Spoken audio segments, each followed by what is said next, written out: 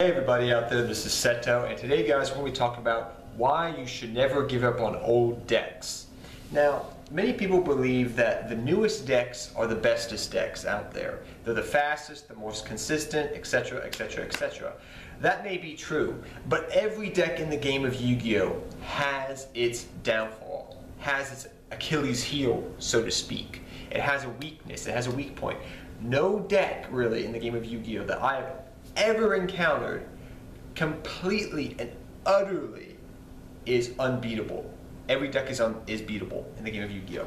And I personally believe that old decks can still thrive against new decks. Now you may say, oh, that's just wishful thinking. You know, how would you go about doing this? It's fairly simple what you could do.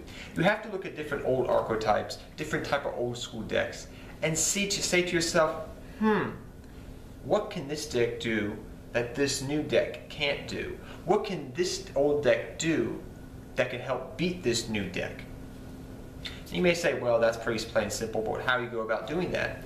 Let's use as a good example 6 Samurais. Now you may say to yourself, 6 Samurais can't compete against Quillipulse, or 6 Samurais can't compete against XY deck, you know, future deck.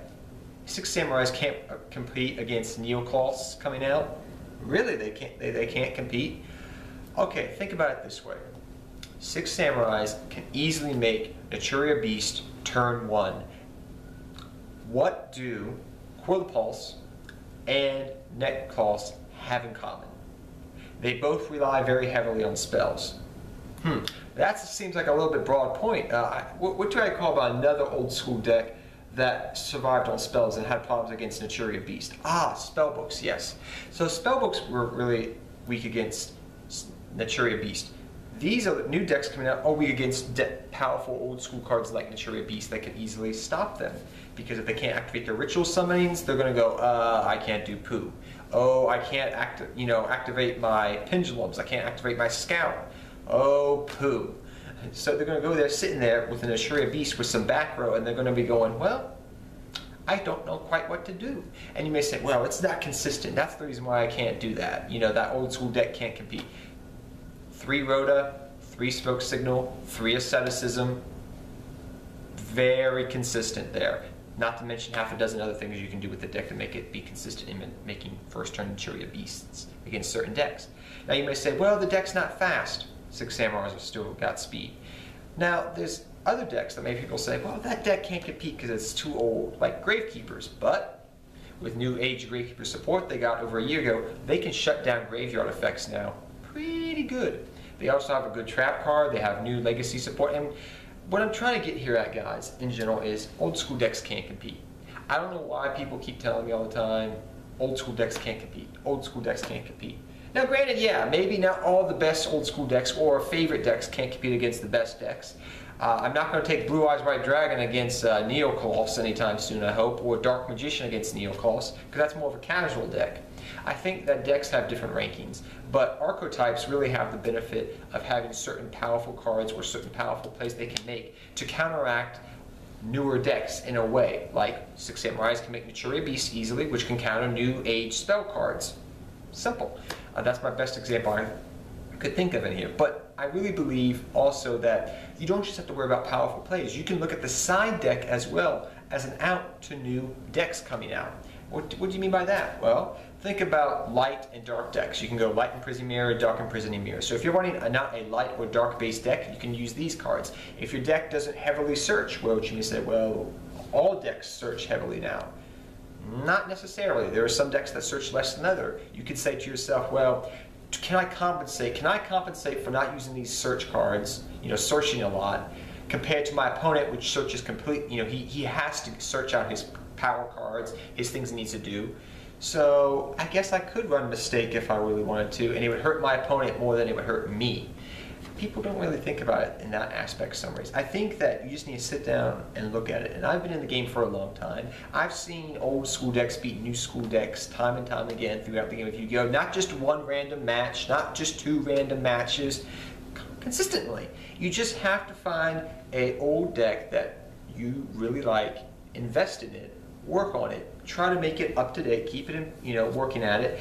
Some old archetypes are not going to have it will compete against New Age decks. I'm not going to play Cloudians against Neocloths. That's just asking for trouble. That's really hard to do. Maybe you'll get 1 out of every 5 duels you'll win, but it just depends upon the archetype. It goes back to the old adage that all archetypes are not created equal, which is true in the game of Yu-Gi-Oh! And power creep is a thing in the game of Yu-Gi-Oh! But certain cards and certain playing ways, certain archetypes and things play can help combat against newer decks, and doesn't mean they're completely obsolete. And that's why I think people need to actually just look back at some old school decks, try them out, try to make them competitive. Look at your side deck. Look at what your deck can do against other decks, like Six Samurais. It's a good deck to face in today's game. You may say, "Oh, that's a joke." Have you tried it? Look, they can run Soul Chart. They can run Soul Drain, shuts down the meta. They can run Defrisure and Macro because they don't rely on the graveyard heavily, like decks nowadays. Yeah, that may be at 1. Those cards may be at 1, but that's 3 one-of cards that you could run easily in that deck. Plus, on top of that, you could run things like Light Imprisoning Mirror, Dark Imprisoning Mirror. A lot of hate there. So you know what I'm trying to say. You have to look to your side deck to help combat against newer decks. You have to look for the newer decks' Achilles heel so you can beat them. And you have to look at the deck that you want to make competitive in some respects. You have to look at its weaknesses, its strengths, and what it's good at doing. And people may say, well, my deck's been heavily hit. I don't believe that you have to fully give up on any deck in the game of Yu-Gi-Oh! You can try to make any deck competitive. You may have more success with one archetype than another. But I think, as I end this video, you should try your best and play the game of Yu-Gi-Oh! The way you want to. But I'm just saying from personal experience what I've experienced. And this is just an honest video I wanted to make because it's something I've been thinking about recently, and I just want to talk about it. So tell me, guys, do you think old school decks can compete against new school decks in today's meta, in today's game? Tell me down below. Maybe I'm completely wrong, but I've played this game for a long time and I've seen things. So, till next time, guys, take care, have fun dueling, good luck dueling, and I'll see you all next time. Seto Kaba, I'm out of here, guys. And I hope you enjoyed this video.